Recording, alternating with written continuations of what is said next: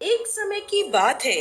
गणेश जी महाराज ने पृथ्वी पर मनुष्यों की परीक्षा लेने का विचार किया।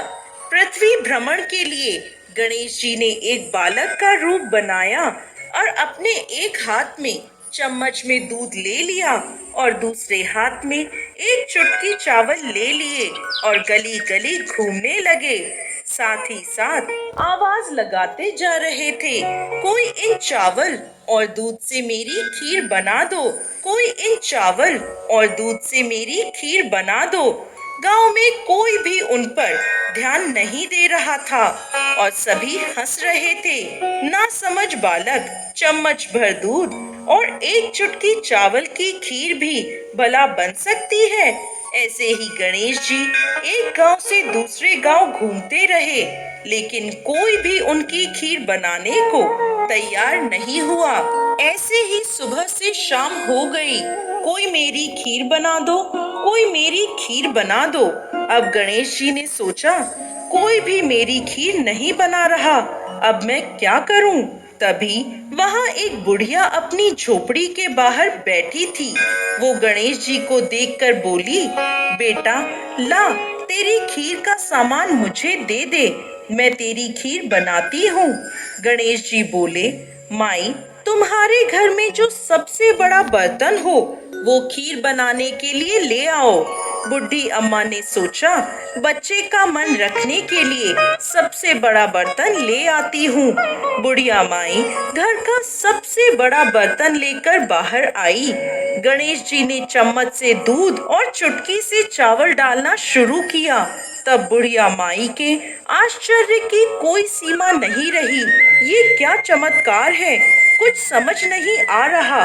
देखते ही देखते पतीला दूध से भर गया। बुढ़िया माई ने उस पतीले को चूल्हे पर चढ़ाकर खीर बनाना शुरू कर दिया। तब गणेश जी बोले, माई, तुम खीर बनाओ, मैं स्नान करके आता हूँ, मैं वापस आकर खीर खा लूंगा। बुढ़ी माई बोली, बेटा, इतनी ढेर सारी खीर का मैं क्या करूंगी? तब बालक गणेश बोले, माई, तुम सारे गांव को खीर खाने का न्योता दे दो। बुढ़ी माई बोली, ठीक है, मैं पूरे गांव को कह देती हूँ। बुढ़ी माई के खीर की खुशबू धीरे धीरे पूरे गांव में फैलने लगी। बुढ़ी अम्मा ने घर घर जाकर खीर खाने का न्योता दे दिया। आज मेरे घर खीर का प्रसाद बना है, आप चखने आना। पड़ोसन ने बोली, अम्मा, इतने लोगों को खीर कहाँ से खिलाओगी? लोग उस पर हंसने लगे। बुढ़िया के घर में खाने को तो दाना नहीं है और सारे गांव को खीर खिलाने की बात कर रही है। चलो चलकर देखते हैं बुढ़ी माई कौन सी खीर खिलाने वाली है। धीरे धीरे लोग बुढ़ी माई के घर आने लगे। देखते ही देखते गांव इकट्ठा हो गया। जब बुढ़ी माई की बहू को इस दावत की बात पता चली तो वो रसोई में पहुंची और खीर से भरा पतीला देखकर उसके मुंह में पानी आ गया और वो सोचने लगी, इस पतीले की खीर सारे गांव में बांटी तो मेरे लिए कुछ भी नहीं बचेगा। ऐसा सोचकर बुढ़ी अम्मा की बहू ने एक कटोरी में खीर निकाली और दरवाजे के पीछे बैठकर खीर खाने की तैयारी करने लगी और खाने से पहले बोली, गणपति जी, भोग स्वीकार करें। ऐसा कहकर वो खीर खाने लगी। बुढ़ी अम्मा की बहू के लगाए इस भोग से गणेश जी प्रसन्न हो गए। जब बाल गणेश स्नान करके वापस आए तो बुढ़ी अम्मा बोली, बेटा, तुम स्नान करके आ गए, आओ तुम्हें खीर परोस दूं।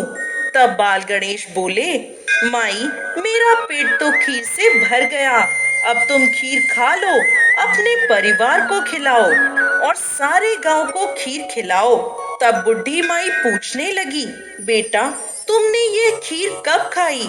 गणेश जी महाराज बोले, जब तुम्हारी बहू ने रसोई घर के दरवाजे के पीछे बैठकर मुझे भोग लगाया था, तब मैंने खीर खा ली। तब बुढ़ी अम्मा समझ गई, यह जरूर गणेश जी महाराज हैं। वो हाथ जोड़कर उनके आगे खड़ी हो गई। गणेश जी महाराज बोले, बुढ़ी माई, तुम भी खीर खाओ, अपने परिवार को खिलाओ, पूरे गांव को खीर खिलाओ और उसके बाद बची हुई खीर को 4 पतीलों में रखकर अपने घर के 4 कोनों में रख देना।